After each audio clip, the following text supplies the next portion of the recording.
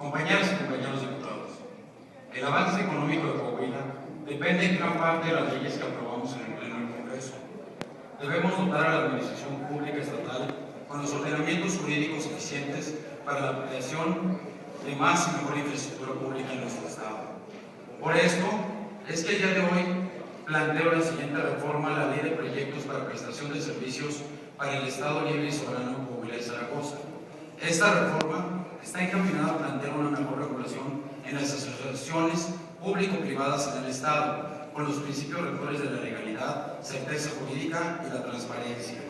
Con esta reforma será más atractivo a las empresas nacionales e internacionales de inversión pública-privada en nuestro Estado, y para las empresas locales propiciaremos más condiciones de competitividad, igualando las oportunidades de participar en cualquier licitación de obra pública estatal. La creación de soluciones en la rama de bienes y servicios debe formar parte esencial de nuestra labor como legisladores, pues con ello generaremos mejores empleos, combatiremos los problemas sociales que existen y brindaremos un mejor futuro a la ciudadanía. Todo esto explotando los recursos y aprovechando los servicios que se presentan en nuestro Estado. La idea central de este tipo de asociaciones es la creación de infraestructura de primer nivel y larga vida, la cual es financiada preponderantemente por capital privado. Consecuentemente, la operación, el mantenimiento y los niveles de eficiencia del proyecto también se encargan a capital privado y se retribuyen bajo concesiones o franquicias, condicionadas a la prestación de los servicios o el mantenimiento de las especificaciones acordadas. Esto genera una menor carga de inversión del Estado o del municipio, al fondear los proyectos con capital no público que se destina a otro tipo de actividades, al mismo tiempo que provee de la solución a una necesidad de infraestructura real, que se cubre con un costo de las finanzas públicas diferido durante un largo periodo de tiempo y mediante un esquema de distribución de riesgos entre el capital público y el privado que haga atractiva la inversión de este último.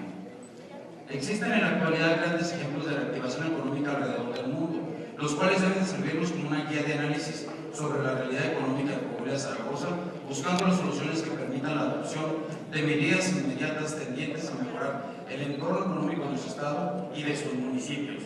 En este sentido, es importante tomar en consideración los criterios formulados por la Organización para la Cooperación y el Desarrollo Económico, la OCDE, así como por el Banco Mundial, en cuanto a la participación de los capitales privados en la generación de la infraestructura pública que provee servicios indispensables a la población, es un factor muy importante en la superación del subdesarrollo. Es necesario que nuestro Estado cuente con una verdadera transformación económica, en la que los capitales públicos y privados se conjunten para darle a la ciudadanía servicios de calidad que mejorarán su desarrollo y su vida. Recordemos que en una democracia como la nuestra, la participación de todos los sectores, como lo son el gobierno, la iniciativa privada y la ciudadanía, son quienes constituyen el camino para un mejor futuro. Los esquemas de coparticipación público-privados y de concesiones han sido exitosos en numerosas partes de nuestro país. Contamos con ejemplos en diversos estados de la Federación, como lo son Morelos, Oaxaca, Zacatecas, Estado de México y el propio Distrito Federal, en donde las actividades conjuntas entre el gobierno y el capital privado han brindado a sus habitantes una mejor solución a los problemas económicos y sociales y les han dado servicios de calidad por encima del promedio. Como ocurre en muchas otras áreas, a diferencia del pasado en que las leyes federales procedían a otras semejantes en las entidades federativas, son las medidas legislativas tomadas en los estados las que penetran en nuevos campos de la regulación de la vida social y luego se reproducen en el ámbito federal. El plantear una reforma de esta naturaleza nace de la convicción formulada por el conocimiento de la realidad de nuestro Estado y de ejemplos en la República y el mundo, de los cuales nos enseñan que no basta la estabilidad social y política, la promoción incesante de la inversión y la buena planeación para tener buenos gobiernos. A todo esto es necesario agregar dos elementos primordiales: la certeza jurídica y la transparencia. Esta reforma otorgará el mejoramiento de la participación del capital privado en la prestación de los servicios públicos que deben ser atendidos originalmente por el gobierno y establecerá los lineamientos de cómo la iniciativa privada puede desarrollar y operar infraestructura para dichos servicios. En general, puede ser empleada en cualquier área de gobierno que requiera el desarrollo de infraestructura, equipamiento o la prestación de un servicio público, siempre y cuando esté justificado como una acción en beneficio de la ciudadanía. Actualmente el gobierno es el único encargado de la planeación de la infraestructura en el Estado, así que la participación de la iniciativa privada y de los profesionistas en esta actividad creará una visión más amplia de la necesidad que se presentan en la sociedad coahuilense a través de la transparencia, abriendo puertas a la opinión pública y el análisis de los problemas que día a día sacuden a nuestros conciudadanos. Generaremos un ambiente propicio y de confianza para que las y los coahuilenses manifiesten sus ideas, exploten su intelecto y vean plasmadas sus acciones dentro de la infraestructura pública estatal. La reforma que se propone cuenta con la unidad de conciliación administrativa, que será el órgano facultado para intervenir por la vía conciliatoria para solventar controversias que vayan surgiendo durante el transcurso de la obra. En caso que no se puedan lograr acuerdos y dirimir las controversias, las partes tienen salvaguardados sus derechos para tomar las medidas y acciones necesarias para apoyar a los órganos judiciales correspondientes. Asimismo, para otorgar legitimidad y veracidad en las licitaciones, esta reforma define de manera precisa las obligaciones, responsabilidades, términos, plazos y renovación de los contratos, objeto de los mismos, así como determina los momentos en los cuales se van a emitir el o los pagos derivados de la celebración de dichos contratos, que serán al momento de la conclusión de la obra, que tiene como fin el bienestar de la ciudadanía, prestar servicios integrales para cubrir las necesidades básicas que requieren y reclaman las y los coahuilenses. A fin de facilitar la adquisición de bienes raíces necesaria para la realización de los proyectos, se proponen procedimientos expeditos para la negociación con los propietarios o la expropiación por causa de utilidad pública, cual sea el caso. A fin de evitar injusticias en la apropiación de inmuebles destinados a estos fines, se introduce la figura de la negociación basada en invitación para que los propietarios de dichos bienes participen como socios del proyecto, aportándolos como parte del capital privado involucrado en el mismo. Compañeras y compañeros diputados, reflexionemos en la gran carga financiera que va destinada al mantenimiento y creación de infraestructura. Las asociaciones público-privados serán agentes de mejoramiento continuo y preservación en esta área, apoyándonos en la disminución de gastos e impuestos y otorgándole mejores medios de desarrollo a las y los coahuilenses. Con base en todo lo expuesto y fundado, se somete a consideración de esta soberanía la presente iniciativa con proyecto de decreto que modifica diversas disposiciones a la Ley de Proyectos para prestación de servicios para el Estado libre y soberano de Coahuila de Zaragoza, en relación al mejoramiento y transparencia de la relación público-privada de Coahuila de Zaragoza. Se modifican los artículos 2 y 3, recorriendo los numerales subsecuentes. Del artículo 4 se modifican las fracciones sexta, séptima y octava, y se adicionan las fracciones novena y décima. Se modifican los capítulos segundo y tercero en su título y en su contenido. Se modifica el artículo 15 y 16, se modifica la fracción tercera del artículo 17, se modifica el primer párrafo del artículo 20 y 21, y se adicionan los artículos 22, 23 y 24 de dicho capítulo. Se modifica la fracción novena del artículo 26, la fracción decimosegunda del artículo 27, se modifican los párrafos segundo, tercero y cuarto del artículo 44, se adiciona el capítulo noveno y sus respectivos artículos 49, 50, 51 y 52 y el capítulo decimosegundo, y se adicionan los artículos 53, 54, 55 y 56. Se modifica la fracción segunda del artículo 58 y se derogan las fracciones cuarto y quinta para quedar como sigue. Artículo segundo. Las asociaciones público-privadas son modalidades de inversión a largo plazo en las que se incorporan técnicas de distribución de riesgos objetivos y recursos preferentemente privados. En ellas podrán asociarse la banca de desarrollo y las agencias de ayuda internacional para la ejecución de proyectos tradicionalmente realizados por la administración pública estatal o municipal. El propósito será crear o desarrollar infraestructura productiva o la prestación de servicios públicos, y la modalidad que se suma por los contratantes deberá permitir su adaptación a los objetivos de la administración pública y a la propia naturaleza del proyecto. Artículo 3. Esta ley regula, entre otras modalidades, las siguientes de contratación administrativa. Fracción primera, el arrendamiento de sus diversas modalidades. Segunda, inversión en la prestación de servicios de largo plazo. Tercera, la concesión. Cuarta, los fideicomisos de infraestructura y bienes raíces. Y quinta, aquellos esquemas lícitos y proyectos integrales de negocios que faciliten el financiamiento por el sector privado de inversiones de obras y servicios públicos. Artículo 4. Para efectos de la presente ley se entiende por fracción sexta, inversionista o proveedor, la persona física o moral que celebra un contrato con una entidad pública. Fracción séptima, proyecto para prestación de servicios o proyecto, conjunto de acciones, objetivos, políticas y metas de actividades a realizar en un tiempo y espacio dados, al amparo de un contrato y conforme a lo dispuesto para la presente ley. Fracción octava, Secretaría de Finanzas del Gobierno del Estado Libre y Soberano de de Coahuila y Zaragoza. Fracción novena, expediente técnico. Los documentos básicos para la ejecución de obra y acciones en los términos de la normativa aplicable. Fracción décima, unidad. La unidad de conciliación administrativa, órgano facultado para intervenir por la vía conciliatoria y avenir a las partes. Capítulo segundo, de los principios rectores. Artículo 8. En la aplicación e interpretación de esta ley deberán observarse los siguientes principios rectores. Fracción primera.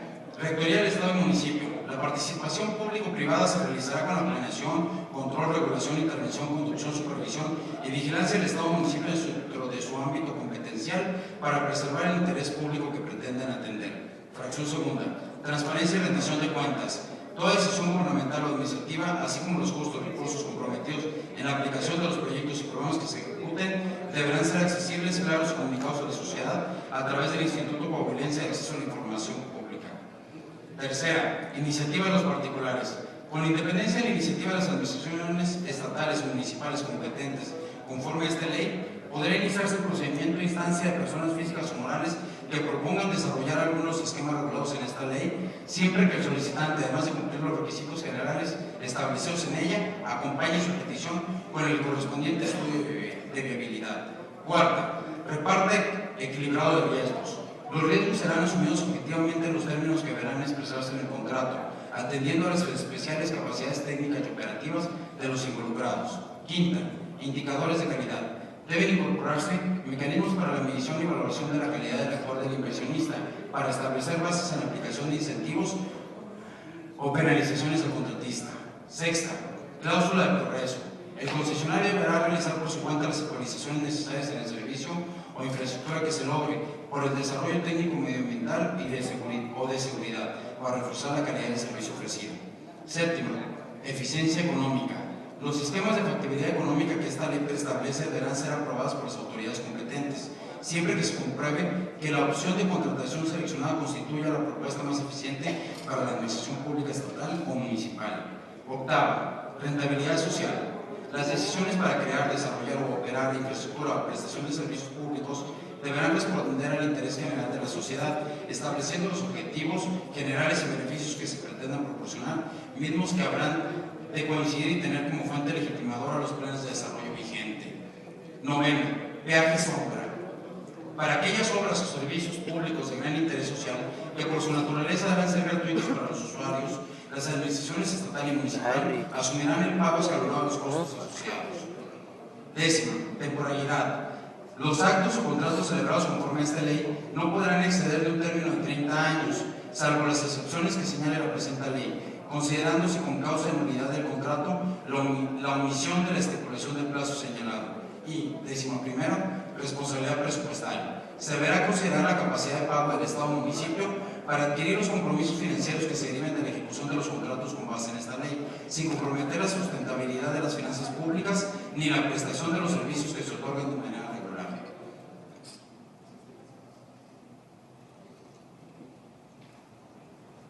Capítulo tercero. De las atribuciones de las entidades estatales y municipales. Sección primera. De la Secretaría de Finanzas. Artículo 9. A la Secretaría de Finanzas le corresponden en el marco de esta ley las atribuciones siguientes. Fracción primera. Vigilar que se realice el ejercicio de presupuestación programática multianual en las finanzas públicas estatales con base en el Plan Estatal de Desarrollo de los programas y proyectos de largo plazo que de él se deriven. Segunda. Otorgar el carácter preferente a proyectos prioritarios para ser incluidos en los presupuestos de ingresos de los años posteriores hasta la total terminación de los pagos relativos. Tercera. Autorizar pagos anticipados conforme a los términos y condiciones establecidos en el contrato respectivo. Cuarta. Registrar como gasto corriente o de inversión según sea el caso de los pagos realizados por las contraprestaciones basadas en esta ley, las que incluirán, de ser necesario, cualquier erogación accesoria derivada de actos jurídicos o de administración que se requieran por el proyecto aludido. Y, quinta, las demás que establezcan las leyes. Sección segunda, de las autoridades municipales. Artículo 9. Los ayuntamientos, con base en la ley y a partir de la autonomía que gozan, serán responsables de coordinar y normar su proceso de planeación y encauzar sus propuestas para el total cumplimiento del objetivo de esta ley y que resulten propicias a función de las necesidades de sus demarcaciones. Artículo 11. Los ayuntamientos tendrán la atribución de autorizar los actos y contratos administrativos que esta ley regula y que les sean presentados para ese efecto por el presidente municipal. Sección tercera, las facultades de las entidades, artículo 12. Son los entes públicos reconocidos por la ley que podrán celebrar contratos de largo plazo conforme a lo dispuesto por esta ley, debiendo además realizar las acciones siguientes. Fracción primera, identificar el gasto corriente de inversión que corresponda. Segunda, justificar que la celebración del acto o contrato represente ventajas económicas o que sus términos o condiciones son más favorables. Y tercera, desglosar el gasto a precios del año tanto para el ejercicio fiscal correspondiente como para los subsecuentes. Las dependencias y entidades de carácter estatal y municipal requerirán la autorización de la Secretaría, en su caso del Ayuntamiento de que se trata, para la celebración de los contratos a que se refiere esta ley. Los poderes legislativo y judicial y los entes autónomos, por conducto de sus respectivos órganos de gobierno, podrán autorizar la celebración de contratos multianuales siempre y cuando se sujeten a lo dispuesto por esta ley. Artículo 15. Para la realización de proyectos que se refiere a esta ley en el ámbito estatal, las dependencias y entidades deberán presentar el expediente técnico y obtener la autorización correspondiente a la Secretaría en un término que no exceda los 30 días naturales a partir de su presentación. Dentro de este término, la Secretaría deberá gestionar su mediación presupuestal. En el caso de las entidades y entes autónomos, la solicitud será con la aprobación de su órgano de gobierno. En los municipios, el expediente técnico deberá aprobarse por el presidente municipal y este obtener la autorización correspondiente al Ayuntamiento y Tesorería Municipal. Artículo 16. Los proyectos deberán contener en el expediente técnico como mínimo los siguientes requisitos. Primera, descripción y justificación. Segunda, estudio de viabilidad y factibilidad jurídica, técnica, financiera, presupuestal y ambiental, que en su caso se requiera. Tercera, plazo máximo de duración del contrato. Cuarto, análisis costo-beneficio, el cual deberemos demostrar que los beneficios serán igual o mayores que si lo realizara directamente la dependencia o entidad solicitante. Capítulo quinto, de la evaluación y aprobación. Artículo 17, fracción tercera. El impacto de la contraprestación que se estima pagará la entidad pública en los recursos presupuestarios de la misma y una proyección demostrando que tendrá los recursos suficientes para cubrir dicha contraprestación y sus demás compromisos durante el plazo del contrato. Artículo 20. En caso de un contrato licitarse por una entidad municipal, se requerirá la previa aprobación del Ayuntamiento, tomando en cuenta la autorización por parte de la Tesorería Municipal y el dictamen emitido por la Secretaría. En el caso de contratos que comprometan al municipio por un plazo mayor al periodo del Ayuntamiento, se requerirá el acuerdo de las 2/3 partes de los miembros del Ayuntamiento. Artículo 21. Una vez que se haya emitida la aprobación, la entidad pública correspondiente podrá licitar o adjudicar el contrato conforme a la presente ley. Capítulo 6. Del régimen de licitación. Artículo 22. Para los efectos del procedimiento de licitación para adjudicar la prestación de servicios públicos y creación o desarrollo de infraestructura, se aplicarán las disposiciones y reglas que señala este ordenamiento y, en lo que no se opongan a estas, las previstas en las leyes de obra pública y servicios relacionados con los miembros del Estado de Coahuila y Zaragoza y de adquisiciones según las características de cada proyecto. Artículo 23. Los contratos administrativos de largo plazo se adjudicarán a través de licitaciones públicas mediante convocatoria, para que libremente se presenten proposiciones en sobre cerrado a fin de asegurar al Estado y al Ayuntamiento, en su caso, las mejores condiciones disponibles en cuanto a precio, calidad, financiamiento, oportunidad y más circunstancias pertinentes, de acuerdo a lo previsto a la presente ley. En cualquier supuesto se invitará a personas físicas y morales que cuenten con capacidad de respuesta inmediata, así como con los recursos técnicos, financieros y demás que sean necesarios, de acuerdo con las características, complejidad y magnitud de las obras o servicios públicos a desarrollar. Artículo 24. La adjudicación obligará a la formalización del contrato en un plazo no mayor de 10 días naturales, contados a partir del día siguiente a la fecha del fallo. No se podrá iniciar la ejecución del proyecto sin la previa formalización del contrato. Artículo 26, fracción novena. La indicación de que no podrán participar aquellas personas físicas o jurídicas colectivas que se encuentren inhabilitadas por autoridad competente en términos de las disposiciones aplicables, además de aquellas personas que presenten créditos fiscales no pagados provenientes de contribuciones locales o federales. Artículo 27, fracción 12ª. La indicación de que no podrán participar las personas inhabilitadas por autoridad competente, además de que presenten créditos fiscales no pagados provenientes de contribuciones locales o federales. Artículo 44. La Secretaría deberá incluir en el proyecto de presupuesto de egresos de cada año un informe sobre los contratos celebrados por las dependencias y entidades y la información a que se refiere el párrafo anterior. La Secretaría deberá presentar al Congreso como un apartado especial de su cuenta pública un informe sobre la situación que guardan los contratos celebrados y licitados por las dependencias y entidades estatales y el avance de los proyectos correspondientes durante dicho trimestre. El tesorero municipal de cada ayuntamiento tendrá que incluir en el proceso presupuestal ante el ayuntamiento la información en la que se refieren los dos párrafos anteriores. El tesorero municipal de cada ayuntamiento deberá presentar al mismo dentro de los 30 días siguientes al término de cada trimestre calendario, un informe sobre la situación que guardan los contratos celebrados y licitados por las dependencias y entidades municipales y el avance de los proyectos correspondientes durante dicho trimestre. Capítulo 11. De la suspensión y terminación del contrato. Artículo 49. Quedará temporalmente suspendida la ejecución del contrato a petición expresa del inversionista proveedor en el caso de fuerza mayor que impida la prestación del servicio o la ejecución de la obra. Artículo 50. El contrato se extinguirá por las siguientes causales. Fracción primera, cumplimiento de las condiciones pactadas por el que se otorgó. Segunda, mutuo acuerdo de las partes. Tercero, por rescisión del contrato de vida e incumplimiento de obligaciones. Cuarta, por rescate anticipado. Quinta, por haber sido declarado un concurso mercantil en los términos de la ley de la materia. Y sexto, las demás que señalen las disposiciones aplicables y el reglamento. Artículo 51. Sin perjuicio de los supuestos de incumplimiento de las obligaciones del inversionista proveedor que puedan establecerse en el contrato, se considerarán como tales los siguientes. Fracción primera. Demoras en la construcción de la obra por periodos superiores a los establecidos. Segunda. Falta de cumplimiento de los niveles de calidad en el servicio y la obra pactados. Tercera. Cobro de tarifas superiores a las autorizadas. Cuarta. Incumplimiento de las normas de conservación de las obras o servicios. Quinta.